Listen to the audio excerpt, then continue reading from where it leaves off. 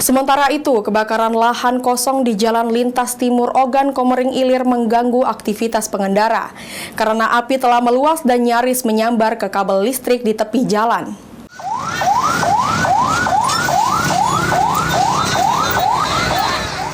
Kebakaran lahan kosong di Jalan Lintas Timur Ogan Komering Ilir membuat aktivitas pengendara terganggu, sehingga para petugas Dinas Pemadam Kebakaran ini tampak berusaha untuk memadamkan api.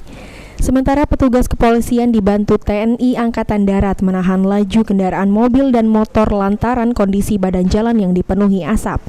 Dikhawatirkan membahayakan pengendara meski sejumlah pengendara sepeda motor masih nekat menerobos jalan di tengah petugas yang sedang berupaya memadamkan lahan dari tengah badan jalan.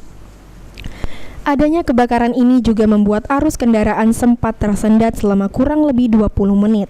Ditambah banyaknya pengendara yang sengaja berhenti hanya sekedar untuk menonton kebakaran lahan tersebut.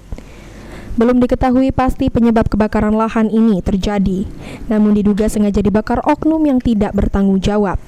Novan Wijaya, PAL TV.